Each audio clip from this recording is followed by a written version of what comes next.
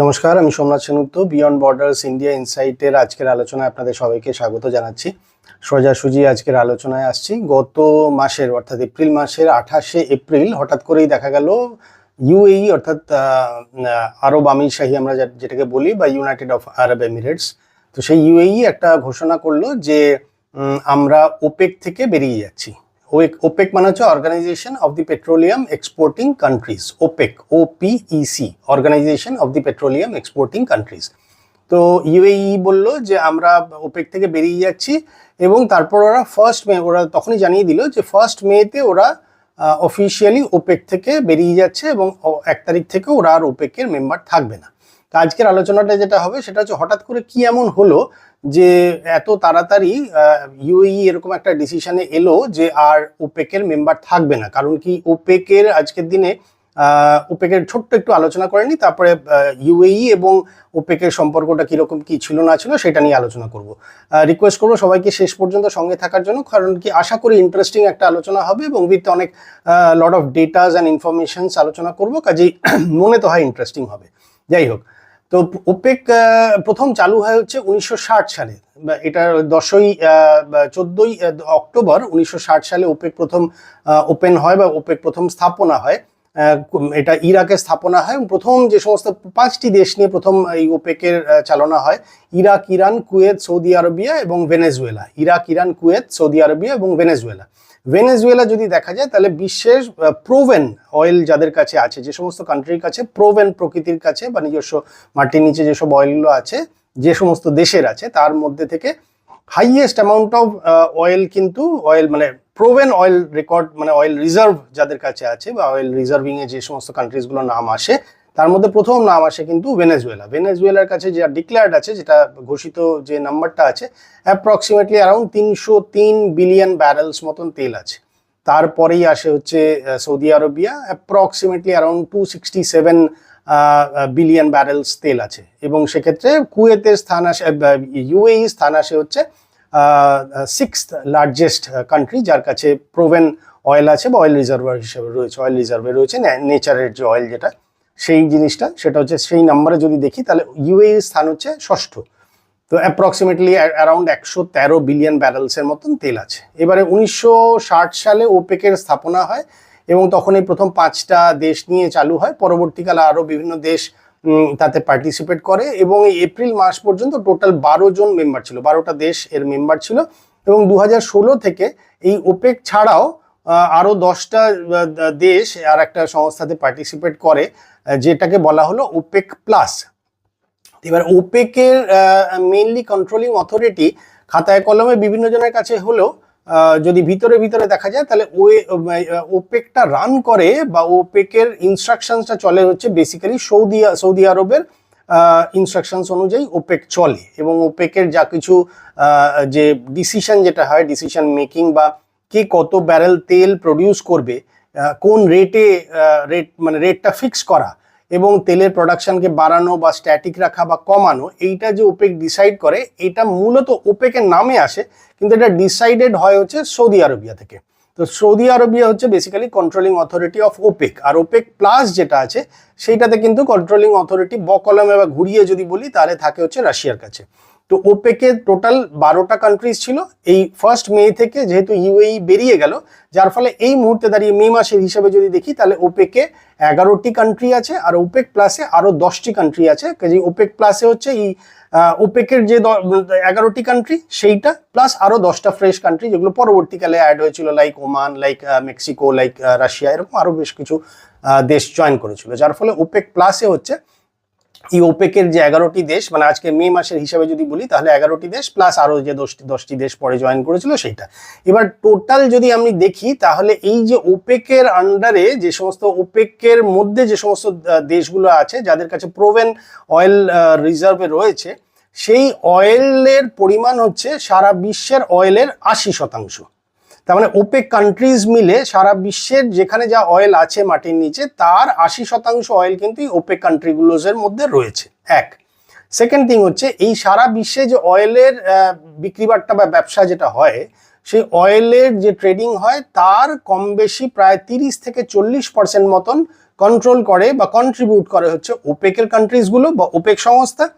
আর যদি আমি ওপেক এবং ওপেক প্লাস এই দুটো মিলিয়ে যদি দেখি, তাহলে সারা বিশ্বের যে অয়েলের যে ট্রানজাকশন হয় বা অয়েলের যে বিক্রি বাট্টা হয় বা অয়েলের যে কন্ট্রিবিউশন হয় বা যা হয় যেভাবে বিক্রিটা হয়, তাতে সারা বিশ্বের বিক্রির মোটামুটিভাবে 60% হচ্ছে ওপেক প্লাস এবং ওপেক। তার মানে ওপেক আর ওপেক প্লাস মিলিয়ে 60% অয়েল কন্ট্রিবিউট করে সারা বিশ্বের। আর শুধু যদি ওপেককে দেখি তাহলে কম বেশি 30 থেকে 40% মতন ওপেকের কন্ট্রিবিউশন আছে। এটা হলো একটা দিক। আর এইবারে এর ক্ষেত্রে এই ওপেকের যে সমস্ত দেশগুলো আছে তার মধ্যে যদি প্রথম 5-6টার যদি আমি দেখি, বিকজ আলোচনাটা আজকে সীমাবদ্ধ রাখবো হচ্ছে ইউএই এবং ইউএই কেন ছেড়ে বেরিয়ে গেল সেইটা নিয়ে যখন আমি সীমাবদ্ধ রাখছি, তখন আননেসেসারি তার বাইরে গিয়ে লাভ নেই, তাহলে ভিডিওটা আননেসেসারি অনেক বড় হয়ে যাবে। যাই হোক, এবারে ওপেকের ইনস্ট্রাকশন অনুযায়ী আজকের দিনে দাঁড়িয়ে আমি এপ্রিল পর্যন্ত কথা বলছি, বা ইভেন ডিউরিং, মানে আমি বলতে চাই হরমুজ ব্লক হওয়ার ঠিক আগে পর্যন্ত যে অ্যামাউন্টটা ছিল, সেটা ছিল হাইয়েস্ট অ্যামাউন্ট অফ অয়েল উত্তোলন হচ্ছে এর থেকে, সৌদি আরবের থেকে। সৌদি আরব হচ্ছে কম বেশি প্রায় 10 মিলিয়ন ব্যারেলস মতন, 9 মিলিয়ন প্লাস থেকে নিয়ে 10 মিলিয়নের মধ্যে কিছু একটা অ্যামাউন্ট ব্যারেলস সৌদি আরব প্রডিউস করতো। আবারও বলছি, সৌদি আরব 9 থেকে 10 মিলিয়ন ব্যারেলসের মতন পার ডে তেল উত্তোলন করার নিজের হাতে ক্ষমতা রাখতো। এরপরে হচ্ছে ইরাক কম বেশি 4.30 মিলিয়ন থেকে নিয়ে 4.50 মিলিয়ন ব্যারেলস পার ডে। এইটা ছিল হচ্ছে ইরাকের উত্তোলন করার বেঞ্চমার্ক, মানে ইরাক যা উত্তোলন করবে সেটা হচ্ছে 4.30 টু 4.50 ব্যারেলস পার ডে। এটা হচ্ছে ওপেকের ইনস্ট্রাকশন অনুযায়ী ইরাক এইটা তুলতে পারবে মাটির থেকে। তারপরে হচ্ছে ইরান তুলতে পারবে somewhere around 3.60 to 3.75 million barrels per day. 3.60 to 3.75 million barrels per day, তার মানে কম বেশি 4.25 মিলিয়ন ব্যারেলস পার ডে এর মতন এই তুলতে পারবে, ইরান তুলতে পারবে। তারপরে হচ্ছে ইউএই কম বেশি 2.80 2.9 থেকে নিয়ে 3.20, কম বেশি আপনি 2.90 থেকে নিয়ে 3.20 মিলিয়ন ব্যারেলসের মধ্যে আপনি ধরে নিতে পারেন। তার মানে প্লাস মাইনাস 3 মিলিয়ন ব্যারেলসের মতন ওরকে পারমিশন দেওয়া হলো। ওপেক বললো যে ভাই তুমি 3 মিলিয়ন ব্যারেলসের মতন পার ডে তুমি তেল তুলতে পারবে পার ডে, এটা হলো লিমিট। এবারে বোঝানোর জন্য বলছি, অ্যাডনক বলে একটা কোম্পানি আছে, এখন জাস্ট নামটাকে শুনে রাখুন, পরে ডিটেলে বলবো। অ্যাডনক কোম্পানিটা কি করলো কেন করলো সেটা পরে বলবো। অ্যাডনক বলে একটি কোম্পানি আছে যার পুরো নাম হচ্ছে Abu Dhabi national oil company. অ্যাডনক, ADNOC। অ্যাডনক হচ্ছে Abu Dhabi national oil company. এই কোম্পানিটা পরবর্তীকালে পিকচারে আসবে, আপাতত শুধু মাথায় রাখুন তাহলেই হবে। তো ফলে ইউএইর পার ডে এর ক্যাপাসিটি ওরা বেঁধে দিল plus minus 3 million barrels per day এর মতন। আর তারপরে হচ্ছে কুয়েত কম বেশি 2.50 to 2.6 million barrels per day, এইটা হলো ক্যাপাসিটি। এবারে ইউএইর অনেকগুলো রিকোয়েস্ট বারবার করে করছিল, কিন্তু সেই রিকোয়েস্ট কোনোটাই কিন্তু ওপেক শুনছিল না। এবার ওপেকের কাজ কি? ওপেকের কাজ হচ্ছে অয়েলের প্রোডাকশনটাকে কন্ট্রোলে রাখা, যার ফলে প্রাইসিংটা কম বা বেশি হবে। যেই মুহূর্তে, দেখুন সাধারণ বোঝার জন্য বলছি, যখন অয়েলের, এবার আমরা কি জানি বা আমরা কি বুঝবো যে যখন অয়েল এতটা পরিমাণ অয়েল এই সমস্ত দেশগুলো রয়েছে, তখন ভাই অয়েল বেশি করে তোলো, তেল বেশি করে তুললে কি হবে সারা বিশ্বে, তাহলে প্রাইসটা কমবে। কিন্তু তারা তা করলো না। তারা কেন করলো না? বিকজ তারা দেখলো যে আমি যদি অয়েলের প্রোডাকশন বাড়িয়ে দিই এবং তার ফলে যদি প্রাইস কমে যায়, তাহলে এই যে মিডল ইস্টের কোম্পানিগুলো বা গালফ কান্ট্রিজগুলো বা জিসিসির আন্ডারে কোম্পানিজ বা তেলের খনি যাদের কাছে আছে বা তেলের মাটিতে তেলের রিজার্ভিং কোম্পানি যেগুলো আছে, যাদের কাছে তেল রয়েছে মাটির নিচে, তাদের তাহলে ইকোনমিটা চলে কিরম ভাবে? তাদের ইকোনমিটা চলে হচ্ছে তেল বেচে। ফলে তাদের যদি প্রাইসিং কমে যায় তাহলে তাদের আর্নিং কমে যাবে। তো ওই জন্য এই ওপেকের কোম্পানিগুলো, ওপেকের যে সমস্ত দেশগুলো আছে, তারা মিলে একটা টাইম টু টাইম ডিসাইড করতে থাকে যে তারা কতটা তেল তুলবে। যে মুহূর্তে প্রাইস বেড়ে গেল সেই মুহূর্তে একরকম, যে মুহূর্তে প্রাইস কমে গেল সেই মুহূর্তে একরকম। তার মানে প্রোডাকশন যখনই বেড়ে গেল তখন প্রাইস কমে গেল। এবার প্রাইস যেই কমে গেল তখন কি করলো ওপেক? কি করে দেখবেন, ওপেক তখন সঙ্গে সঙ্গে প্রোডাকশনটাকে কমিয়ে দেয়। যেই প্রোডাকশন কমিয়ে দিল সঙ্গে সঙ্গে প্রাইস বেড়ে গেল। এইভাবে ওরা নিজেদের ইকোনমিটাকে স্টেডি রাখে বা স্টেবল রাখার চেষ্টা করে। ফলে এটা কিন্তু ওরা নিজেদের স্বার্থে করে, মানে আমি বলতে চাইছি ওপেক বা ওপেকের আন্ডারে যে সমস্ত কান্ট্রিজগুলো আছে তাদের ইকোনমি চালানোর জন্য ওরা কিন্তু নিজেদের বেনিফিটটা দেখার জন্য ওরা এই প্রোডাকশনটাকে কমায় বা বাড়ায়। এবার এই প্রোডাকশনটা কমা বা বাড়ানো অনুযায়ী প্রাইসিংটা বাড়বে বা কমবে। সাপ্লাই বেশি হলে প্রাইসিং কমে যাবে, সাপ্লাই কম কাজে প্রাইসিং বাড়বে। এইটা করতে গিয়ে আমেরিকা এবং অন্যান্য সব কান্ট্রির কিন্তু এর ফলে অসুবিধা হয়। ফলে আমেরিকা কিন্তু বেসিক্যালি চায় ওপেক যাতে কমজোর থাকে বা ওপেক যাতে ভেঙে যায় বা ওপেকের শক্তি বা ক্ষমতাটা যাতে হ্রাস হয়, এটা হচ্ছে আমেরিকা চায়। এটা শুধু আমেরিকা নয়, প্রায় প্রায় প্রত্যেকটা দেশ যাদের কাছে তেল নেই, যাদের বিদেশ থেকে তেল কিনে চালাতে হয়, যে সমস্ত দেশ ধরুন ভারতবর্ষের মতন আরো অন্যান্য দেশ যাদেরকে অন্য দেশ থেকে তেল কিনে আনতে হয়, তাদের পক্ষে ইকোনমিতে কি সুবিধা হবে? তেলের দামটা যদি কমে, তাহলে তেলের দাম কখন কমবে? যখন প্রোডাকশন বাড়বে। তাহলে সেই প্রোডাকশন যদি ওপেক না বাড়ায় তাহলে তো দাম বাড়বে না, তাহলে তো দাম কমবে না, তাহলে দামটা বেড়েই থাকবে। যার ফলে ওপেক কখনোই কিন্তু হায়ার প্রোডাকশনের দিকে যেতে চায় না।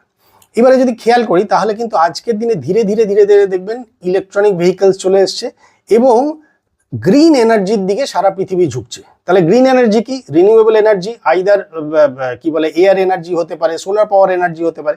গ্রিন এনার্জির ফলে আপনি পরিবেশ দূষণ কম হবে, এক।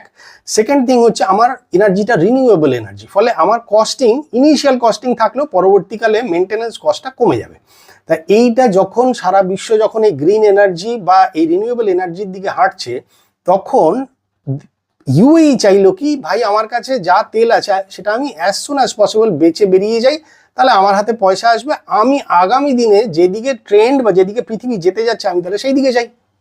ইউএই থিঙ্কিং বা ইউএই থট প্রসেস হচ্ছে এইটা। যার জন্য দেখবেন গালফ কান্ট্রিজ বা মিডল ইস্টের কান্ট্রিজের মধ্যে ইউএই হচ্ছে এমন একটা দেশ যারা কিন্তু মানে মতবাদে বা যাদের যদি লাইফস্টাইল যদি দেখেন তাহলে কিন্তু সেটা কট্টরপন্থী বা কট্টরবাদের দিকে নয়, তারা কিন্তু কম্পারেটিভলি লিবারাল। যার ফলে ইউএই এর মধ্যে দেখবেন আবুধাবি বা দুবাই, এই যে সমস্ত জায়গাগুলো রয়েছে, সেইখানে কিন্তু ডেইলি লাইফ বা সেই সমস্ত শহরের সিভিলাইজেশন যদি দেখি সেটা কিন্তু অনেক মডার্ন সিভিলাইজেশন, সেখানে কিন্তু প্রায় অনেক কিছুই অ্যালাউড।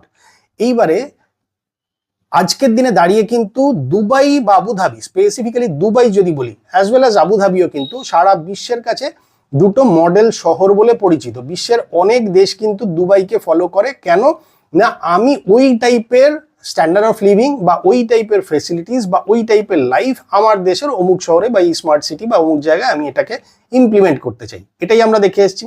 যার ফলে দুবাইয়ের কম বেশি আমি যদি দেখি, আমি এক্স্যাক্টলি অ্যামাউন্ট বলছি না, দুবাইয়ের নিজস্ব জিডিপি হচ্ছে সামওয়্যার অ্যারাউন্ড $147 বিলিয়ন মতন ইয়ারলি। 2024-25 যদি আমি বলি তাহলে দুবাইয়ের জিডিপি হচ্ছে অ্যাপ্রক্সিমেটলি অ্যারাউন্ড $147 বিলিয়ন মতন। কিন্তু এই $147 বিলিয়ন মধ্যে তার তেল থেকে কন্ট্রিবিউশন মাত্র 1%। তার মানে $147 বিলিয়ন মধ্যে 99% এসছে কিন্তু অন্যান্য কিছুর থেকে। তার মানে সেই অন্যান্যগুলো কি কি? Travel and tourism, hospitality, real estate, infrastructure, technology, এই সমস্তগুলো। যার ফলে দুবাই কিন্তু মডার্নাইজেশনের দিকে গেছে এবং দুবাই কিন্তু সেই টিপিক্যাল পুরনো ধ্যান ধারণার থেকে বেরিয়ে গেছে। Same with Abu Dhabi. দুবাই যেরকম ট্রাভেল অ্যান্ড ট্যুরিজম বা হসপিটালিটি বা রিয়েল এস্টেট বা এই ধরনের জিনিসের জন্য একটা সেন্টার পয়েন্ট হয়ে দাঁড়িয়েছে, ঠিক সেম ওয়েতে আবুধাবি হচ্ছে মিডল ইস্ট বা সারা পৃথিবীর বহু দেশের বহু বড় বড় কোম্পানির মেইন অফিস কিন্তু ওই আবুধাবিতে হয়েছে। ইউএইর টোটাল শাসন ব্যবস্থাটা চলে হচ্ছে আবুধাবিতে দাঁড়িয়ে। ওখানকার প্রিন্স থেকে শুরু করে যা শাসন ক্ষমতায় যারা আছেন বা তাদের অফিসপত্র সবটাই আবুধাবিতে। এবারে আবুধাবি হচ্ছে basically commercial hub, at the same time যে কোনো ট্রেডিং হাব, আর তার সঙ্গে হচ্ছে ট্রাভেল অ্যান্ড ট্যুরিজমও আছে আবুধাবিতে। যার ফলে ইউএই কিন্তু অনেক আগে থেকে এগুলো মডার্নাইজেশন করতে শুরু করেছে এবং তারা কিন্তু আজকের দিনে দাঁড়িয়ে গ্রিন যে এনার্জি বা রিনিউয়েবল এনার্জি সেইখানের দিকে ঝুঁকছে। তারা ইলেকট্রিক ভেহিকেল মানে ইলেকট্রিক মডিফাইড যে সমস্ত ভেহিকেল আছে সেইগুলোর দিকে, এআই এর একটা হাব তারা করতে চাইছে, এরকম অনেক কিছু তাদের প্ল্যানিংয়ে রয়েছে। এবার সেইগুলো করতে গেলে তাদের পয়সার দরকার আছে, তাহলে সেই পয়সাটা কোত্থেকে পাবে? শুধু তো ওই দিয়ে আসবে না। যার ফলে ইউএইর বক্তব্য ছিল যে ভাই আমার যা তেল আছে সেই তেলটা আমি অ্যাজ সুন অ্যাজ পসিবল বেচবো, বেচে আমি বেরিয়ে আসবো, বেরিয়ে এসে আমি আমার পয়সা দিয়ে আমার দেশকে আমি আমার মতন করে সাজাবো এবং মডার্ন যে আজকের যে চিন্তাধারা রয়েছে বা যে শহর ব্যবস্থা রয়েছে আমি তার মধ্যে ঢুকবো। কিন্তু এইটাতে অন্তরায় হলো কারা? এইটাতে অন্তরায় হলো মেনলি সৌদি আরবিয়া এবং সৌদি আরবিয়ার লবিতে থাকা বেশ কিছু আরো দেশ।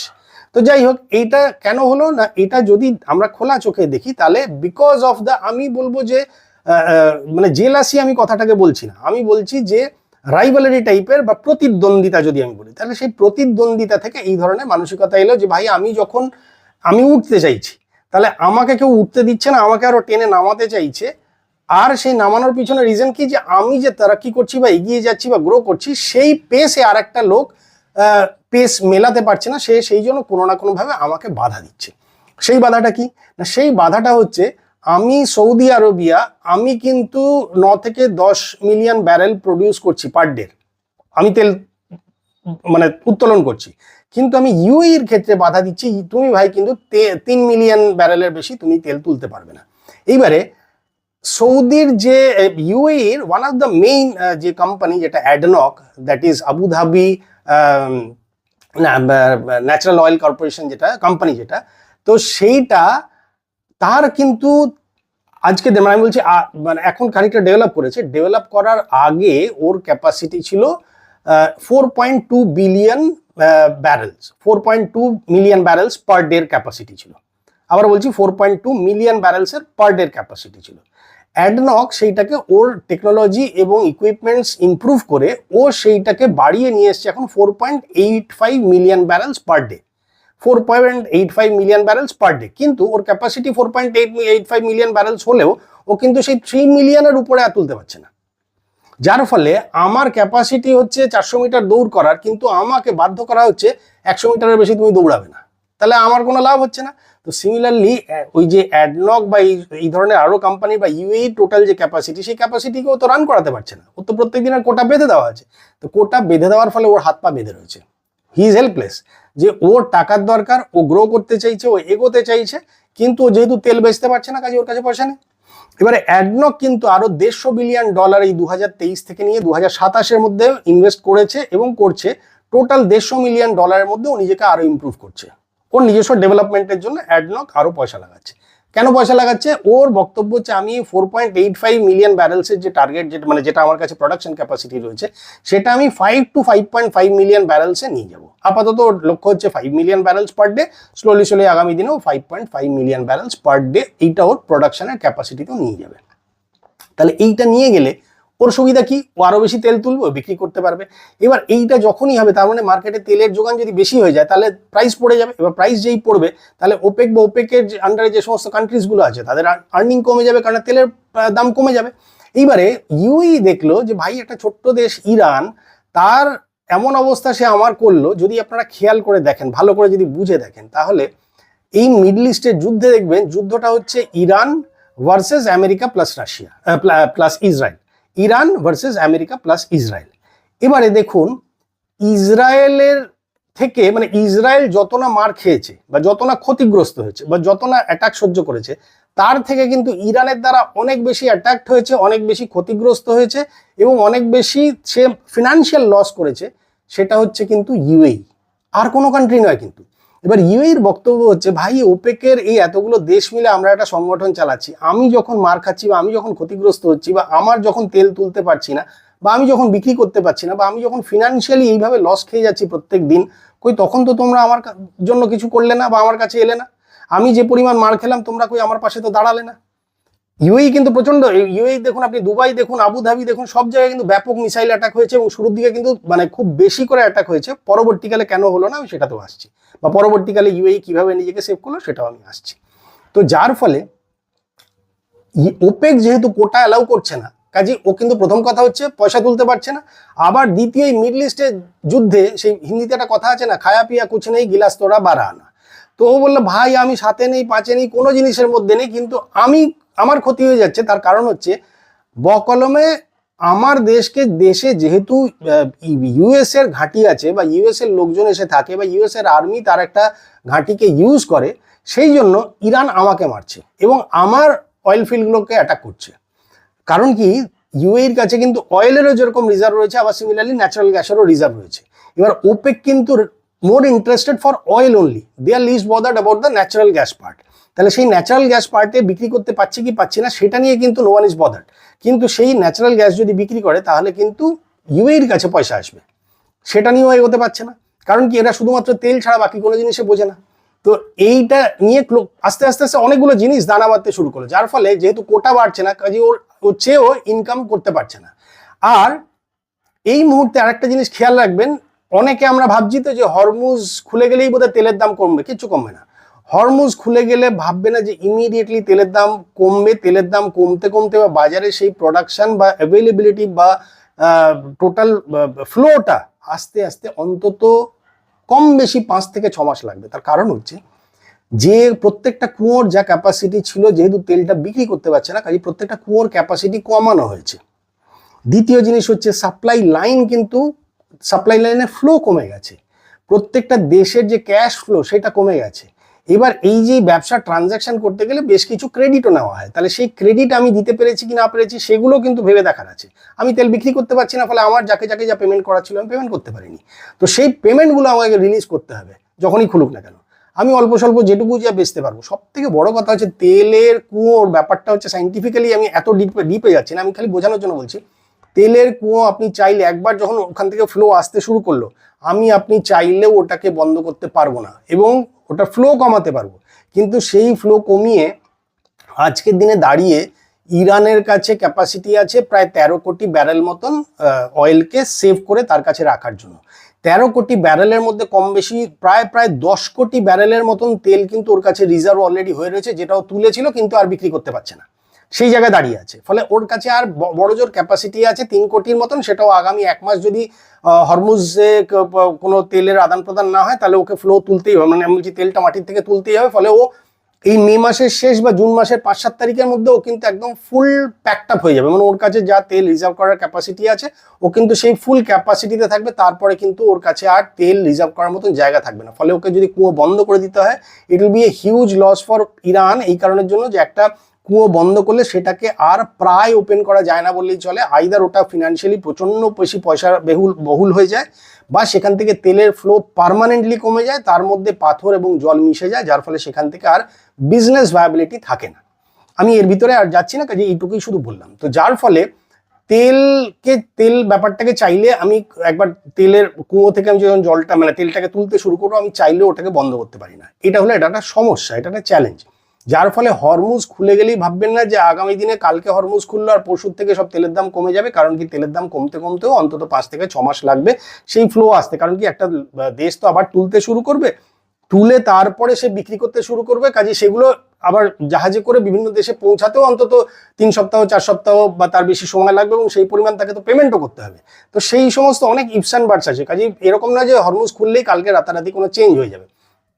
ইরান আরেকটা জিনিস দেখিয়ে দিল যে ভাই, আমি একটা ছোট্ট দেশ হলো, আমি যদি শুধু স্ট্রেট অফ হরমুজকে বন্ধ করে দিই তাহলে সমস্ত দেশ কিন্তু প্র্যাকটিক্যালি অবস্থা খারাপ হয়ে গেল, তাদের ইকোনমি আইদার চোকড হয়ে গেল বা ব্লকড হয়ে গেল, বা তাদের কিন্তু ওভারঅল বিশ্বের সমস্ত দেশে কিন্তু প্রত্যেকটা প্রাইসের দাম বেড়েছে। তার কারণ হচ্ছে আনা নেওয়াটা বা ট্রান্সপোর্টেশনটাই বেড়ে গেছে, মানে কস্টিংটা বেড়ে গেছে। কারণ কি, তেলের দাম বেড়ে গেছে, তেলের দাম যেই বাড়বে তাহলে সবকিছু সেটার উপরেই নির্ভর করছে, বিকজ ট্রান্সপোর্টেশন কস্ট সেটা দিয়ে আসছে একটা চাঙ্ক। তাহলে তার ফলে ও দেখলো যে আমি একটা এত বড় দেশ, আমি এই তেল তুলছি, আমার ইকোনমিতে তেল ছাড়াও আর অন্যান্য জিনিসের কন্ট্রিবিউশন আছে, কিন্তু আমি বসে বসে মার খাচ্ছি যে একটা শুধু হরমুজ বন্ধ করে দিল বলে আমার ইকোনমিটাও আটকে গেল, আমিও পুরো একদম চকাব্লক হয়ে গেলাম, বা আমারও ব্রিদিং চোক করে দিল। আর দ্বিতীয় কথা কি, এই যখন হচ্ছে তখন আমার ওপেকের মেম্বার হওয়া সত্ত্বেও আমার পাশে কেউ দাঁড়ালো না। আপনারা যদি খেয়াল করেন তাহলে দেখবেন ইভেন পাকিস্তান কিন্তু সৌদি আরবের লবির দিকে। তার কারণ হচ্ছে এই পাকিস্তান যখন এই মিডল ইস্টের যুদ্ধের আমেরিকা এবং ইরানের ব্যাপারে মধ্যস্থতা করালো, তখন ও কিন্তু ইজিপ্ট এবং টার্কিকে সঙ্গে নিল। আবারও বলছি, যখন এই মধ্যস্থতার ও করালো, যখন আমেরিকার সঙ্গে প্রথম ক্ষেপের যে মিটিংটা হলো আমেরিকা এবং ইরানে, সেই সময় ও যে নিজেদের মধ্যে আলোচনা করলো, সেই আলোচনায় কিন্তু পাকিস্তান ছিল, ইরান ছিল, ইজিপ্ট ছিল এবং টার্কি ছিল, এরা মিলে আলোচনা করলো। অথচ এদের থেকে কিছু অংশে কম নয়, বড় বই তো ছোট নয়, এবং তার ক্যাপাসিটি আছে বই তো অন্য কিছু নেই, কিন্তু তারা কিন্তু কেউ ইউএই কে ডাকলেও না, পাত্তাও দিল না।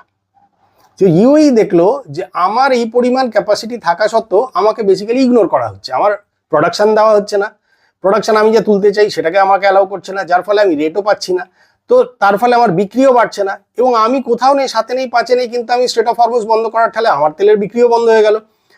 আবার এই যুদ্ধে অন্যান্য দেশকে যখন ডাকা হলো, আমায় কিন্তু তখন কেউ ডাকলো না। তো এইটা একটা গন্ডগোল হলো। থার্ড থিং হচ্ছে, গত বছরে খেয়াল করে দেখবেন সিরিয়া এবং ইয়েমেনে একটা যুদ্ধ হয়েছিল, যেখানে ইরান বেশ কিছু অ্যাটাক করেছিল। সেইখানে কিন্তু সৌদি হঠাৎ করে দেখা গেল যে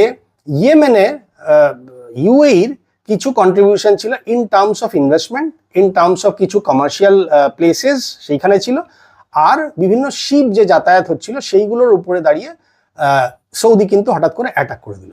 অ্যাটাক করলেও ইউএই কিন্তু পাল্টা কোনো জবাব দেয়নি, কিন্তু সেটা সে মুখ বুজে সহ্য করে নিয়েছিল এই কারণের জন্য যে সে যদি পাল্টা জবাব দেয় তাহলে মিডল ইস্টে হঠাৎ করে একটা যুদ্ধ লেগে যাবে, এবং স্পেশালি নিজেদের ওপেক কান্ট্রিজ মধ্যে ওপেক কান্ট্রিজের মেম্বারদের মধ্যে একটা মিসআন্ডারস্ট্যান্ডিং তৈরি হয়ে যাবে এবং একটা সম্পর্ক ডাউন হয়ে যাবে। যদিও এই যে জিনিসটা এটা কিন্তু অনেক আগে থেকেই চলছিল এবং ধীরে ধীরে কিন্তু এটা অ্যাগ্রাভেট করছিল, যার ফলে আলটিমেটলি যদি দেখা যায় তাহলে কিন্তু ইউএই কিন্তু মোস্ট সাফারিং কান্ট্রি হিসেবেই কিন্তু দেখা যাবে যে এর মধ্যে থেকে ড্যামেজ কিন্তু ইসরায়েলেও অত ড্যামেজ হয়নি, ইসরায়েলেও অত লোক মারা যায়নি, বা কমার্শিয়াল লস কিন্তু বা টোটাল ক্ষয়ক্ষতির পরিমাণ আমি যদি ভ্যালুয়েশনে বলি তাহলে সেই ক্ষয়ক্ষতির পরিমাণ কিন্তু ইসরায়েলে এই পরিমাণ হয়নি যে পরিমাণ ইউএইতে হয়েছে।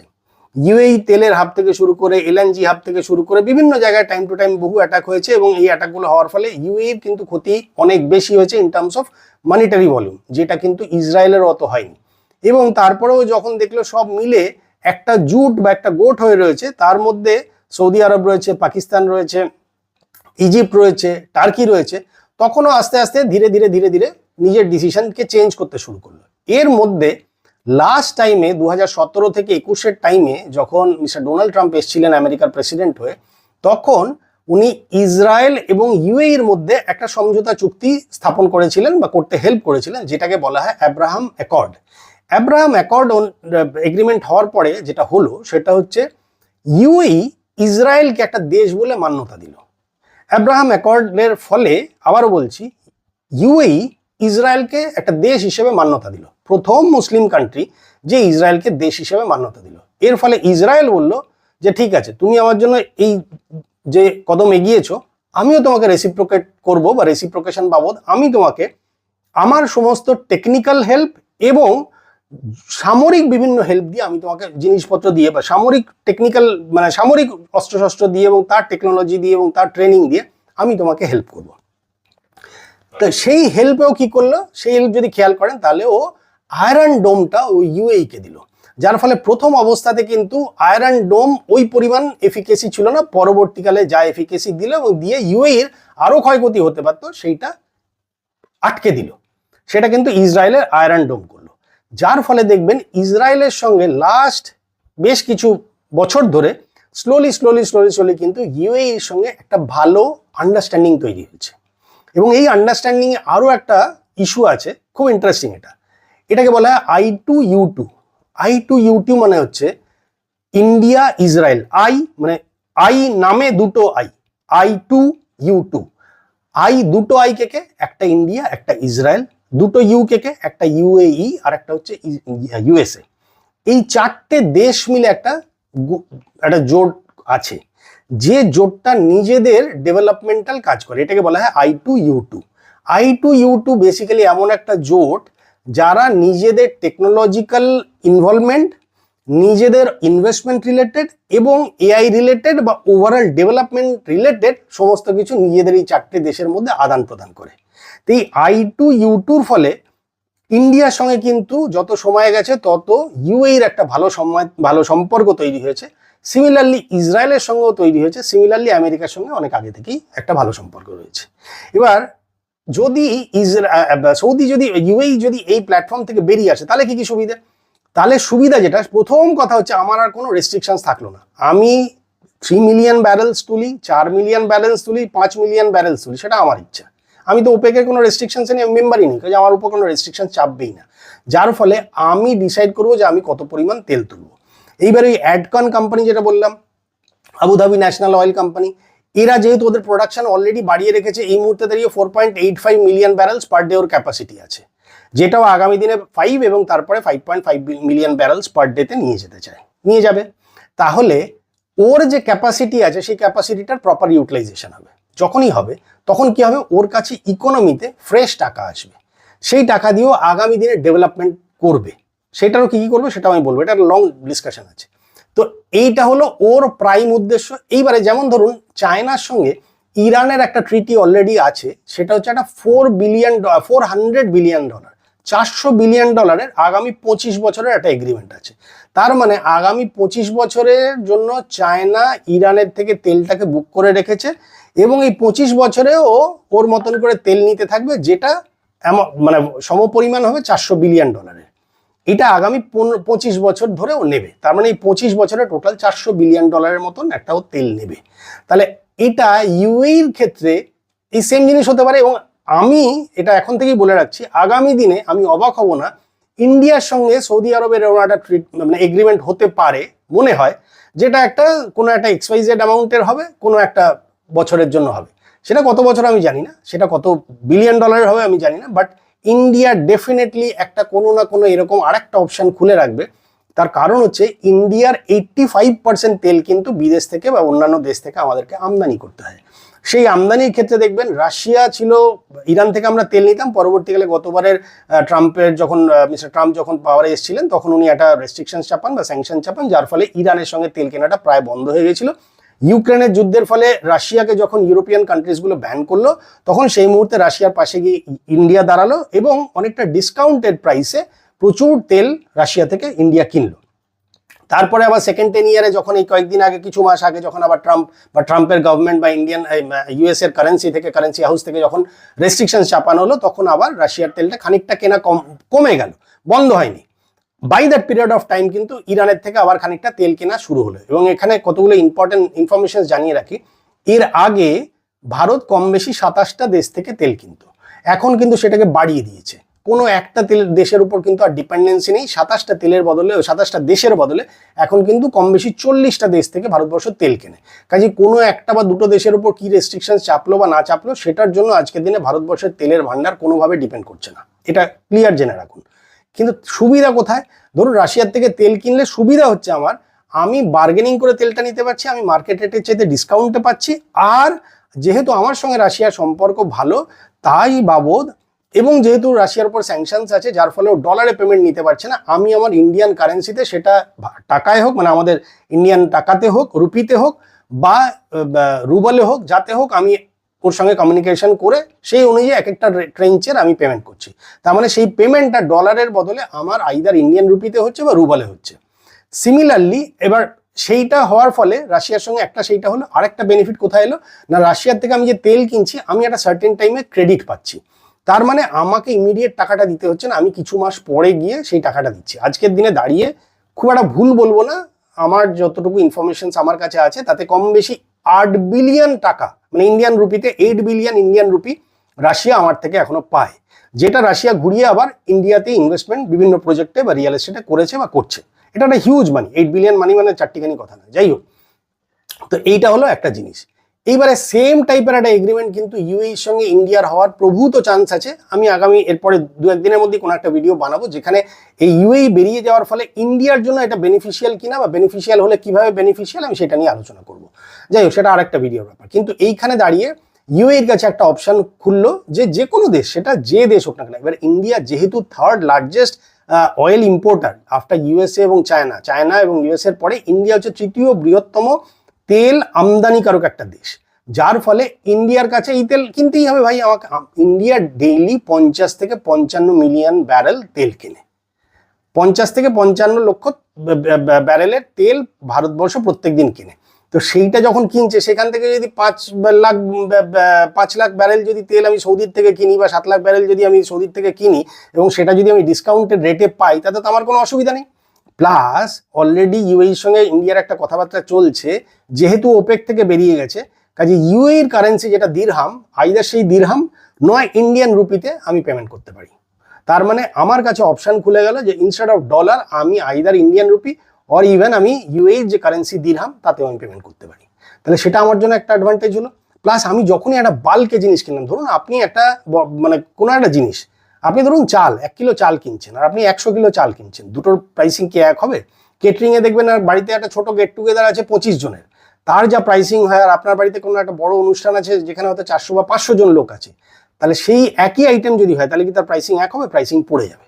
নাম্বার অফ হেড যতগুলো বাড়লো তাহলে প্রাইসিং কমে গেল তার। তো সিমিলারলি ভারতবর্ষ যদি আগামী 15, 20, 20, 25, 30 বছরের জন্য যদি ইউএইর সঙ্গে একটা এগ্রিমেন্ট করে যে আমি তোমার থেকে $1 বিলিয়ন তেল কিনবো, তাহলে তো ন্যাচারাল বা প্রাইসটা কমবে এবং অন্যান্য তার সঙ্গে আরো অনেক বেনিফিট আসবে যে আমি সাপোজ এতদিন ক্রেডিটে আমি তোমায় মাল দেবো, আমি এই কারেন্সিতে দেবো, আমি এর বদলে তুমি আমার থেকে এইগুলো নিয়ে নিও, অনেক কিছুই হতে পারে। যেরকম ইন্টারচেঞ্জ হয় না, সে সাপোজ আমি আপনার দেশ থেকে তেল কিনলাম আর আমার দেশের জামা কাপড় খুব ভালো, তাহলে আপনি সেই বদলে সেই অ্যামাউন্টের আপনি আমার থেকে জামা কাপড় বা আমার মেডিসিনটা খুব ইমপ্রুভ বা আমার টেকনোলজি খুব ইমপ্রুভ বা আমার কত এআইতে হয়তো এক্সপার্টাইজ আছে বা আমার হয়তো মাইক্রোচিপ বানাই, তাহলে আপনি সেই অ্যামাউন্টে সেই জিনিস কিনে নিলেন, সেটাও হয়। তা পারমুটেশন কম্বিনেশন অনেকগুলো খোলা যায়।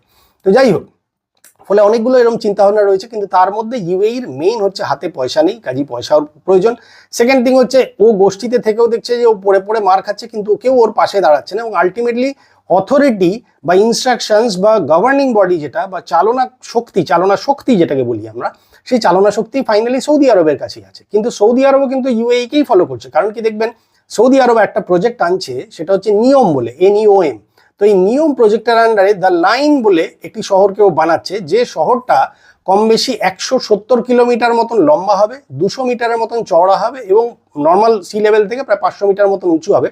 এটা একটা 170 কিলোমিটার মতন এরিয়া, এটা একটা কাঁচের মতন তৈরি করছে একটা শহরকে, খুব সুন্দর তৈরি হচ্ছে, আপনারা গুগল বা ইউটিউব কোথাও এটা দেখে নিতে পারেন। তো যাই হোক, সেইটা যেটা তৈরি করছে সেখানে কিন্তু কমপ্লিটলি পলিউশন ফ্রি, কারণ কি সেইখানে যে যাতায়াত ব্যবস্থা সেটা প্রত্যেকটাই লোকেশন যেখানে থাকছে না কেন সেখান থেকে খুব সামান্য ডিস্টেন্সের মধ্যে হচ্ছে, কোনো রকম কোনো এই তেলে চলা কোনো গাড়ির ওখানে গল্প নেই, পুরোটাই ব্যাটারি চালিত গাড়ি চলবে, যার ফলে পলিউশন কিছু নেই, রিনিউয়েবল এনার্জি ইউজ হবে, either wind energy, solar power energy, এইগুলো ইউজ হবে, অল রিনিউয়েবল এনার্জিজ ইউজ হচ্ছে, যার ফলে পলিউশন অ্যাবসলিউটলি ফ্রি এবং টোটাল কনস্ট্রাকশন এমনভাবে করা হচ্ছে, এটা আন্ডার কনস্ট্রাকশনে আছে, যে ওর এই কনস্ট্রাকশন করার পরও মোটামুটি কম বেশি 95%-এর মতন এরিয়া ওর গ্রিনারি মেনটেন করবে। তার মানে এই কনস্ট্রাকশন শুরু হওয়ার আগে যেরকম ছিল প্রায় সেই রকমই থাকবে, এটা রেশিও হচ্ছে কম বেশি 95%, যার ফলে গ্রিন ব্যাপারটা বা এই যে গাছপালা নিয়ে যে অঞ্চলটা তৈরি হবে, এটাতে গাছপালা ও গ্রিনারিজের কোথাও কিছু কমবে না, যা কিছুই থাকবে সেটা হচ্ছে যে যেখানে থাকবে মানে লোকেশন থেকে বা পয়েন্ট থেকে 5-7 মিনিট হাঁটা পথের মধ্যে থাকবে এবং তার জন্য ব্যাটারি চালিত যানবাহন থাকবে, ফলে পলিউশনের কোনো জায়গা নেই। আরেকটা জিনিস সেটা হচ্ছে পুরোটাই সিটিটা যেটা তৈরি করছে, যেটা লাইন বলে যে সিটিটা, সেটা হচ্ছে পুরোটাই এআই ড্রিভেন হবে, যার ফলে এর মধ্যে রোবট এবং এআই প্রযুক্তি থাকবে, যার ফলে প্রকৃতির সঙ্গে এই টেকনোলজির একটা মেলবন্ধন তৈরি হচ্ছে, যার ফলে এর ন্যাচারাল যে ইম্পর্টেন্স যেটা ছিল সেটাকে ইনট্যাক্ট রেখে প্রায় কম বেশি 95%-এর মতন ইনট্যাক্ট রেখে এই নিয়ম শহরটাকে তৈরি করছে। এই নিয়ম প্রজেক্টটা এনেছে, যার আন্ডারে দ্য লাইন বলে যে প্রজেক্টটা, সেই মানে যে শহরটা সেই শহরটা তৈরি হবে। কিন্তু এইটার ইন্সপিরেশন কোত্থেকে এসছে? এটার ইন্সপিরেশনও এসছে কিন্তু সেই দুবাই বা আবুধাবি থেকে। ইনফ্যাক্ট মানে আজকের দিনে ধরুন, মানে আপনি যে কোনো শহরের নাম নিন না কেন, আপনি দোহা বলুন বা রিয়াদ বলুন বা যে কোনো শহরের নাম নিন না কেন, আজকের দিনে যে সমস্ত শহরগুলো ডেভেলপড হচ্ছে বা উঠে আসছে বা যাদের নাম আজকের দিনে শোনা যাচ্ছে, এই যে দোহা বললাম, রিয়াদ বললাম, এইসব শহরগুলো কিন্তু এরা কিন্তু ফলো করেছে দুবাইকে বা ক্ষেত্র বিশেষে আবুধাবিকে। সৌদি আরব এখন চাইছে বিভিন্ন কোম্পানির অফিসিয়ালদের সঙ্গে কথা বলে এদের সমস্ত অফিস মিডল ইস্টে যার যেখানে দুবাইতে রয়েছে বা আবুধাবিতে রয়েছে সেখান থেকে তারা শিফট করে যেন সৌদি আরবে চলে আসে, এটা অলরেডি কথাবার্তা চলছে। তো যেমন মিস্টার ট্রাম্পের একটা স্বপ্ন আছে যে গাজাতে উনি একটা রাফা সিটি বলে একটা সিটি বানাবেন, এটা প্রজেক্ট করবেন, যেটা একদম সেম এই এর হবে, দ্য লাইন বলে যে শহরটা রয়েছে, মানে যে শহরটা বানানো হচ্ছে ঠিক সেম ধাঁচে হবে, যেটা ফাইনালি কিন্তু আবুধাবি বা দুবাইকে নকল করে বানানো হচ্ছে। তো ফলে দুবাইয়ের দ্বারা কিন্তু আমি বলবো অনুপ্রাণিত হয়ে এই যেই বিভিন্ন মানে সৌদির যে বিভিন্ন শহর বা পৃথিবীর বিভিন্ন শহর কিন্তু তৈরি হয়েছে, যার ফলে এইগুলো কিন্তু করেছে ইউএই। তো ইউএই করার পরেও কিন্তু তারপরে তারা কিন্তু আলটিমেটলি তারই নিজের দেশের অন্যান্য কোনো মেম্বারদের দ্বারা সেই কাঁকড়ার মতন কেউ না কেউ টেনে ধরছে। তো যার ফলে সেইটা একটা প্লাস, ধরুন আপনার আজকের দিনে দাঁড়িয়ে ইউএসএ বা ডোনাল্ড ট্রাম্পের একটা ইনফ্লুয়েন্স আছে, তার কারণ হচ্ছে ডোনাল্ড ট্রাম্প বা ইউএসএ ইকোনমি চায় তেলটা যত পরিমাণ বেশি অ্যাভেলেবিলিটি থাকবে তার দাম তত কম থাকবে, যত কম থাকবে তার জন্য তত সুবিধা হবে। তো এইটা একটা ব্যাপার রয়েছে। আরেকটা জিনিস সৌদি হঠাৎ করে যেটা রিয়েলাইজ করলো সেটা হচ্ছে পাকিস্তান আর সৌদি আরব মিলে একটা প্যাক্ট তৈরি করলো। সেই প্যাক্টে কি বলা হলো না, যদি পাকিস্তানের উপর কোনো অ্যাটাক হয় তাহলে এটা ট্রিটেড হবে অ্যাজ সৌদি আরবের উপর অ্যাটাক হয়েছে, তার ফলে সৌদিও পার্টিসিপেট করবে, আবার সৌদি আরবের উপর যদি কোনো দেশ অ্যাটাক করে তাহলে পাকিস্তান মনে করবে যেটা পাকিস্তানের উপর অ্যাটাক হয়েছে, কাজেই সেও সৌদিকে সাহায্য করতে যাবে। এবার এইটা যখন হলো তখন দেখবেন ইউএই একটা জিনিস বুঝলো যে আমার এই এই মিডল ইস্টের মধ্যে আমি একটা কর্নারে চলে আসছি। প্রায় প্রায় সবকটা দেশ আলটিমেটলি আমার গ্রোথ বা আমার এই ডেভেলপমেন্ট বা আমার যে থিঙ্কিং বা আমার যে চিন্তাধারা, আমি যে গ্রিনারিজের দিকে বা আমি গ্রিন রেভলিউশনের দিকে যাচ্ছি বা এখনকার লেটেস্ট টেকনোলজি ইউজ করছি, সেগুলোতে এরা জেলাস ফিল করছে বা অন্তরায় হয়ে দাঁড়াচ্ছে, আমার কম্পিটিটার হচ্ছে যেহেতু, তার জন্য আমার এটাকে পছন্দ করছে না, ফলে আমার গ্রোথটা যেটা হওয়া উচিত সেই গ্রোথটা আমি পাচ্ছি না। তো দেখবেন আপনি যদি খেয়াল করেন ইউএই কিছু বছর আগে পাকিস্তানকে একটা $3 বিলিয়ন একটা লোন দিয়েছিল। যে লোনটা যখন ইউএই বুঝলো যে পাকিস্তান আলটিমেটলি আমার শত্রু দেশের দিকেই যাচ্ছে এবং যাদের দ্বারা আমি অ্যাট্রাক্ট হচ্ছি সেই ইরান, সেই ইরানের সঙ্গে ওর দহরম মহরম চলছে এবং ইরানকে নিয়ে নাচানাচি চলছে এবং ইরানের মধ্যস্থতা করছে এবং ইরান আর এর শান্তির জন্য মাঝখানেও নিজেকে একটা হাইলাইট করতে চাইছে, তাহলে আমার পয়সা লাগিয়ে লাভ নেই। তো সৌদি বললো যে ভাই আমার এই $3 বিলিয়ন যেটা আমি তোমায় লোন দিয়েছিলাম সেটা তুমি আমার 17 তারিখের মধ্যে এই গত 17 এপ্রিলের মধ্যে ও বললো যে আমাকে তুমি $3 বিলিয়ন যে লোনটা আমি তোমায় দিয়েছিলাম সেটা আমার লোনটা রিটার্ন করো। পাকিস্তানের কাছে পয়সা নেই, পাকিস্তান চিন্তায় পড়লো। তো তখন পাকিস্তানের প্রধান অর্থমন্ত্রী যিনি ছিলেন মিস্টার অরঙ্গজেব, মোহাম্মদ অরঙ্গজেব, উনি আইএমএফ এর কাছে গিয়েছিলেন টাকা ধার চাইতে। যাই হোক, সেটা সৌদি জানতে পেরেছে এবং সৌদি বলে ঠিক আছে, কোনো ব্যাপার না, এই টাকাটা আমি তোমায় দিয়ে দিচ্ছি, তুমি ইউএইর মুখে মারো। সে আমরা বলি না যে আরে यार पैसा क्या है, पैसा मुंह पे मारेंगे। তো ওই রকমই ও বললো যে ভাই ঠিক আছে আমি পয়সা দিয়ে দিচ্ছি। সৌদির কাছেও $3 বিলিয়ন কোনো ব্যাপার না, কাজে সৌদি বললো চলো ঠিক আছে আমি এই পয়সাটা দিয়ে দিচ্ছি। পাকিস্তান সৌদির থেকে এই $3 বিলিয়ন নিল, নিয়ে ইউএইকে রিটার্ন করে দিল।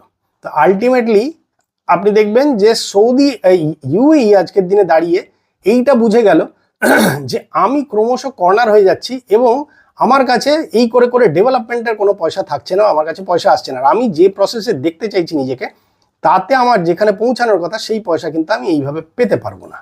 যার ফলে ও কিন্তু এইবার খেয়াল করে দেখুন, এই 2026-এর 19শে জানুয়ারি যদি খেয়াল করে দেখেন তাহলে দেখবেন ইউএইর প্রেসিডেন্ট শেখ মোহাম্মদ বিন জায়েদ আল নাইয়ান বলে যে প্রেসিডেন্ট যিনি আছেন, ওনাকে MBZ বলা হয়। MBZ মানে হচ্ছে শেখ মোহাম্মদ বিন জায়েদ।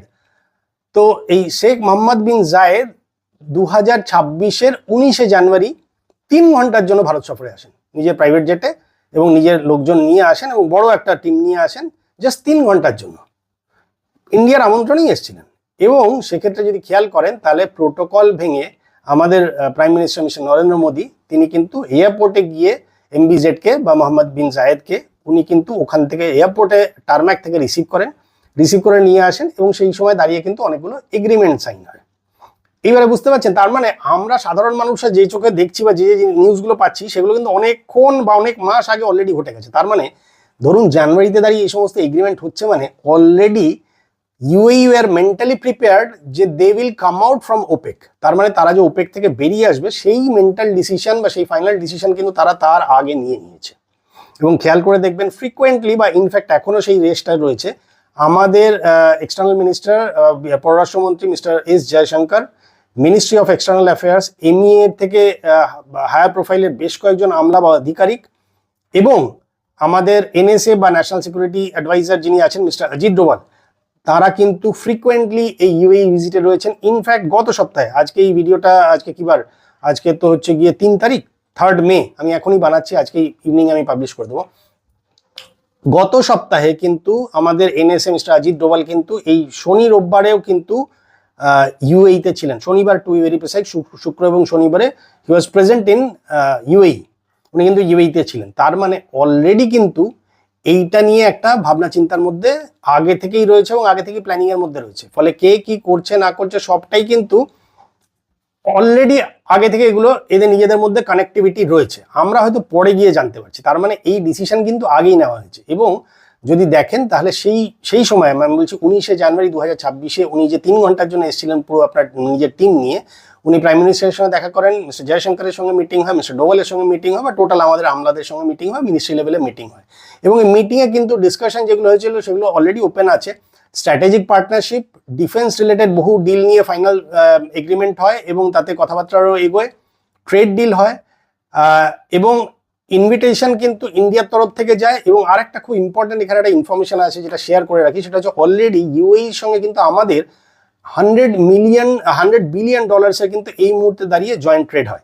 আমাদের ট্রেড ভ্যালু হচ্ছে আমাদের আর ইউএর মিলিয়ে আমাদের এই লাস্ট যেটা 2024-25-এর ডেটা যেটা, সেটা হচ্ছে 24-25-এ ইন্ডিয়া ইউএই এর টোটাল ট্রেড ভ্যালু হচ্ছে মোর দ্যান 100 বিলিয়ন ডলার। সেটা 101 পয়েন্ট সামথিং 24 বা এরকম কিছু একটা হবে। তার মানে মোর দ্যান 100 বিলিয়ন ডলার্সের আমাদের অলরেডি বিজনেস হয়। এইটার কিন্তু অলরেডি লক্ষ্যমাত্রা ধরা হয়েছে নেক্সট 5 ইয়ার্স, তার মানে 2032 এন্ড এরকম একটা সময় গিয়ে দাঁড়াবে। 31-32-এর ফাইন্যান্সিয়াল ইয়ারে এইটা টার্গেট করা হয়েছে জাস্ট ডাবল করা, তার মানে 200 বিলিয়ন ডলার এটা আগামী 5 বছরের জন্য নিয়ে যাওয়া হবে। তো এই যেই আলোচনা, তার মানে এটা কিন্তু আগে থেকে রয়েছে, চলছে, প্ল্যানিংয়ে রয়েছে। হঠাৎ করে তার এরকমভাবে প্ল্যানিং হয়নি বা রাতারাতি আমি 3 ঘন্টার জন্য এলাম, 3 ঘন্টার মধ্যে বসে গিয়ে আমি ডিসাইড করলাম 100 বিলিয়ন ডলারের আছে তাহলে আমি 200 বিলিয়ন ডলার করবো। আরে একটা অ্যামাউন্ট ডিসাইড করার আগে আমাকে তো লক্ষ্যমাত্রা স্থির করতে হবে যে কোন এভিনিউ দিয়ে আমি যাবো, কোন কোন প্রোডাক্টের উপর আমি ডিল করবো, কোন কোন রাস্তা দিয়ে আমি এই আরো 100 বিলিয়ন ডলারকে নিয়ে আসবো। তার মানে এগুলো আগে থেকেই প্ল্যানিং চলছিল, কথাবার্তা চলছিল। তো যার ফলে ফাইনাল যেটা এগ্রিমেন্ট সাইন হয়েছে, সেই সাইনে এটা অ্যাকসেপ্ট করা হয়েছে যে আগামী 5 বছরের মধ্যে এই 100 বিলিয়ন ডলার্সের যে ট্রেড আছে সেই ট্রেডটাকে নিয়ে যাওয়া হবে 200 বিলিয়ন ডলার্সের ট্রেডে নিয়ে যাওয়া হবে। তার জন্য তাদের অনেকগুলো চিন্তাভাবনা আছে, সেগুলো তো আস্তে আস্তে ধীরে ধীরে প্রকাশ্যে আসবে। যার ফলে এই 3 ঘন্টার মিটিংয়ে কিন্তু এই সমস্ত আলোচনা হয়েছে। তাতে কিন্তু কম্প্রিহেন্সিভ স্ট্র্যাটেজিক পার্টনারশিপ থেকে নিয়ে ট্রেড ফোকাস, মানে ট্রেডিংয়ে ফোকাস হয়েছে, এনার্জি ফিল্ডে কি কি করা হবে না হবে সেইগুলো নিয়ে, রিজনাল ডেভেলপমেন্ট, অনেকগুলো প্রোটোকলের কিভাবে কি প্রোটোকলকে সাইড করে বা ফর্মালিটিসকে সাইড করে কিভাবে এটাকে আরো ফাস্ট নিয়ে যাওয়া যায়, এইগুলো অলরেডি আলোচনা হয়েছে। এবং আলোচনা নিশ্চয়ই এত ইম্পর্টেন্ট ছিল যার ফলে আমাদের মাননীয় প্রধানমন্ত্রী কিন্তু প্রোটোকল ব্রেক করে উনি কিন্তু এয়ারপোর্টে গিয়ে রিসিভ করেছিলেন। আজকের দিনে দেখবেন Israel, Cyprus, France, India, Greece, আর তার সঙ্গে আরেকটা দেশ যেটা ইসরায়েল তখন ডিক্লেয়ার করেছিল যে টোটাল আমরা 6টা দেশ মিলিয়ে একটা গোষ্ঠী বা একটা গ্রুপ তৈরি করছি, যাদের কাজ হবে এই টার্কি থেকে যে টেরোরিজম ছড়াচ্ছে এবং টার্কির যে একরোখা মনোভাব এবং টার্কির যে বিভিন্ন জায়গায় অ্যাগ্রেসিভ যে বিহেভিয়ার এবং যে টাইপের স্টান্স তারা নিচ্ছে, সেখান থেকে সেটাকে প্রোটেক্ট করার জন্য ইসরায়েল বলেছিল আমরা 6টা দেশ মিলে একটা গ্রুপ তৈরি করেছি। সেই গ্রুপের মধ্যে ইসরায়েল ছিল, সাইপ্রাস ছিল, গ্রিস ছিল, ফ্রান্স ছিল, ইন্ডিয়া ছিল, আর একটা মাথায় রাখবেন মুসলিম আর একটা কান্ট্রি ওরা তখন ডিক্লেয়ার করেছিল। তখন লোকে অবিশ্বাস করেছিল যে টার্কির এগেনস্টে কোন মুসলিম কান্ট্রি দাঁড়াবে, যেটা পরে গিয়ে দেখা গেল সেই 6ষ্ঠ দেশ যেটি মুসলিম কান্ট্রি সেটা হচ্ছে ইউএই। যার ফলে ইসরায়েল যে গ্রুপটা তৈরি করেছে, যে গ্রুপে টার্কির এই সমস্ত অ্যাগ্রেসিভনেস থেকে প্রোটেকশন দেওয়ার জন্য যে থিওরি বা থট প্রসেস আছে, তারা সেই 6টা দেশ যেটা একত্রিত হয়েছিল তার মধ্যে Israel, Cyprus, France, India, Greece এবং ইউএই রয়েছে। সব থেকে বড় কথা হচ্ছে টার্কির সঙ্গে রিলেশন কার ভালো? টার্কির সঙ্গে পাকিস্তানের রিলেশন ভালো। পাকিস্তানের সঙ্গে প্যাক্ট কার রয়েছে? ইউএই রয়েছে। তো যার ফলে দাঁড়িয়ে আপনি যদি খেয়াল করে দেখেন তাহলে পাকিস্তান, টার্কি আর সৌদি আরব মিলে একটা গ্রুপ বা একটা বাকেট। আর সেইখান থেকে নিজেকে প্রোটেক্ট করতে ইউএই চাইছে, ইউএই, ইউএসএ, ইসরায়েল এবং ইন্ডিয়ার সঙ্গে মিলে এই 4টে দেশ মিলে একটা সুন্দর সম্পর্ক তৈরি করে একটা বেটার অ্যাটমসফিয়ার তৈরি করা, এবং এদের কাজ হচ্ছে নিজস্ব ডেভেলপমেন্ট নিয়ে তৈরি থাকা। দেখবেন ইউএই কিন্তু অ্যাজ সাচ ওই হিন্দু মুসলিম বা কোথায় কোন দেশে কি হলো বা মুসলিমদের বিভিন্ন জিনিস নিয়ে অ্যাজিটেশন বা বিভিন্ন এজেন্ডা বা ইস্যু নিয়ে যে তারা মাথা ঘামানো করে না, কিন্তু they are absolutely focus for their own development. তার ফলে তারা কিন্তু চায় যে তাদের নিজস্ব ডেভেলপমেন্ট কি হবে এবং আগামী দিনে পৃথিবী যেভাবে এই গ্রিন রেভলিউশনের দিকে এগোচ্ছে এবং আস্তে আস্তে এই হাইড্রোকার্বন মানে হচ্ছে গিয়ে শুধু যে পেট্রোল তা নয়, পেট্রোল এবং পেট্রোলের বাই প্রোডাক্ট এবং অ্যাট দ্য সেম টাইম কোল এবং ন্যাচারাল গ্যাস। তো এইখান থেকে এর ব্যবহার তো সারা বিশ্বে আস্তে আস্তে আস্তে কমিয়ে আনছে। কোলের ব্যবহার থেকে শুরু করে তেলের ব্যবহার থেকে শুরু করে এগুলো সব পৃথিবীর প্রত্যেকটা দেশই তো এটাকে রেস্ট্রিক্ট করছে। যার ফলে এই যে কার্বন ক্রেডিট যেটা, সেই কার্বন ক্রেডিটের ব্যবস্থাটাও তো ওখান থেকে বেরিয়ে এসছে যে কার্বন ক্রেডিট যে দেশের যত বেশি তার গুডউইল বা তার ভ্যালু বা তার কোনো একটা জায়গায় গেলে তার যে ইম্পর্টেন্স বা তার যে প্রাধান্য সেটা বেশি। তো যার ফলে প্রত্যেকটা দেশই আস্তে আস্তে করে কিন্তু এই হাইড্রোকার্বন বা তার মধ্যে যে পেট্রোল বা পেট্রোলিয়াম বাই প্রোডাক্টস, তার সঙ্গে ন্যাচারাল গ্যাস এবং কোল এর ব্যবহার কমিয়ে আনছে। তো যার ফলে আগামী দিনে পৃথিবী ছুটছে কোথায়? পলিউশন ফ্রি বা এই গ্রিন এনার্জি যেটা, রিনিউয়েবল এনার্জি যেটা, এর পিছনে ছুটছে। কিন্তু ওপেকে থাকলে ওর এই কোনো জিনিসই ওর সাকসেসফুল হবে না, এবং অ্যাট দ্য সেম টাইম যেটা হবে সেটা হচ্ছে ওর ক্যাপাসিটি অনুযায়ী ও তেলটা বিক্রি করতে পারছে না, যার ফলে ওর ঘরে পয়সাই ঢুকছে না। এক তো পয়সা ঢুকছে না, প্লাস ও যাদেরকে ভাই বলে মনে করেছিল বা ওর যেসব যাদেরকে ও নিজের লোক বলে মনে করেছিল, তারা আজকের দিনে এই যুদ্ধে ও যেভাবে ক্ষতিগ্রস্ত হয়েছে বা হলো, তাতে কেউই ওর পাশে এসে দাঁড়ালো না বা কেউ সাপোর্টে দিল না, যার ফলে ও আস্তে আস্তে আস্তে আস্তে করে এটা রিয়েলাইজ করলো করে। এবং ইন বিটুইন দেখুন ইন্ডিয়ার সঙ্গে যথেষ্ট ভালো সম্পর্ক আগেও ছিল, এবং সেই সম্পর্কটা মিস্টার মোদির গভর্নমেন্ট জবে থেকে এসছে তবে থেকে যদি খেয়াল করেন, ইন্ডিয়া কিন্তু সবার সঙ্গে ভালো রিলেশন নিয়ে চলে। সৌদির সঙ্গে ভালো রিলেশন আছে, ইসরায়েলের সঙ্গেও আছে, ইরানের সঙ্গেও আছে, ইউএইর সঙ্গেও আছে। আবার আপনি যদি খেয়াল করেন তাহলে অন্যান্য প্রত্যেকটা দেশের সঙ্গে কিন্তু ইন্ডিয়া একটা প্রত্যেকের সঙ্গে, রাশিয়ার সঙ্গে আছে, ইউএস এর সঙ্গে আছে, জাপানের সঙ্গে আছে, অস্ট্রেলিয়ার সঙ্গে আছে, নিউজিল্যান্ডের সঙ্গে আছে, ফ্রান্সের সঙ্গে আছে, জার্মানির সঙ্গে আছে। কাজে ইন্ডিয়া কিন্তু সবার সঙ্গে, ইন্ডিয়া কোনো পার্টিকুলার একটা বা দুটো দেশ বা এই গোষ্ঠী বা ওই গ্রুপ ওরম কিছু থিওরি বা পলিসির মধ্যে কিন্তু ইন্ডিয়া নিজেকে আটকে রাখেনি বা বিশ্বাসও করে না। ফলে ইন্ডিয়া সবারই বন্ধু। এবার দুটো চারটে দেশ আছে যেগুলো ওই একটা চার পে প্রাণীর আছে না লেজ, 12 বছর বরফের নিচে রাখলেও বরফ যদি গলে যায় তাহলে ওই প্রাণীটার লেজটা সোজা মানে বেঁকে যায় আবার। তো ওই রকমই আমাদের প্রতিবেশী দুটো একটা দেশ আছে যাদের নেচারেই রয়েছে, যার ফলে যদি খেয়াল করে দেখেন তাহলে আমরা কোথায় পৌঁছে গেছি আর সেই সব দেশ কোথায় পড়ে আছে। বাট এনিওয়েজ আজকে আর ওটা নিয়ে আলোচনা করবো না। যার ফলে under the leadership of mister Modi এবং তার সঙ্গে যেহেতু সাপোর্টিং মিস্টার জয়শঙ্কর এবং মিস্টার অজিত ডোভাল প্রচন্ডভাবে একদম অ্যাকম্পানিমেন্ট আছে, তো যার ফলে এটা একটা অদ্ভুত মানে একটা রেজাল্ট দিয়েছে এবং অদ্ভুত ভালো একটা রিলেশনশিপ মানে অলরেডি এস্টাবলিশড হয়ে রয়েছে। যার ফলে আজকের দিনে দাঁড়িয়ে এই যে ইউএই যে ওপেক থেকে বেরিয়ে এলো, এতে কিন্তু ইউএই এর ওভারঅল মঙ্গল হলো। এবং আমি পরের একটা ভিডিওতে আলোচনা করব যে ইউএই যে ওপেক থেকে বেরিয়ে এলো এর ফলে ইন্ডিয়ার আদৌ কোনো বেনিফিট হবে কিনা বা হলে কিভাবে হবে, সেটা আমি 2-1 দিনের মধ্যে আরো একটা ভিডিও পাবলিশ করবো। এনিওয়েজ ভিডিওটা একটু লম্বা হলো কারণ অনেকগুলো জিনিস নিয়ে ডিসকাশন করা ছিল, কারণ অনেকগুলো পয়েন্ট আছে এর মধ্যে যেটা ম্যাক্সিমাম জায়গায় আলোচনা হয় না বা হবেও না। এটা নিয়ে আলোচনা করতে গেলে একটু সময় লাগতো। বাট এনিওয়েজ আশা করি আপনাদের ভালো লাগলো। উইথ ফ্যাক্টস অ্যান্ড ফিগার্স এবং ইনফরমেশনস আমি আলোচনা করার চেষ্টা করেছি। আপনাদের যার যা কমেন্ট করার আছে আপনারা কমেন্ট বক্সে প্লিজ কমেন্ট করবেন, আমি কিন্তু আপনাদের সবারই কমেন্ট পড়ি। কাজে আজকে এই ভিডিওটা এখানেই শেষ করলাম, নেক্সট ভিডিওতে আবার দেখা হবে। থ্যাংক ইউ, খুব ভালো থাকবেন, শান্তিতে থাকুন। আজকে এখানেই রাখলাম, শেষ করলাম। নমস্কার, ভালো থাকবেন।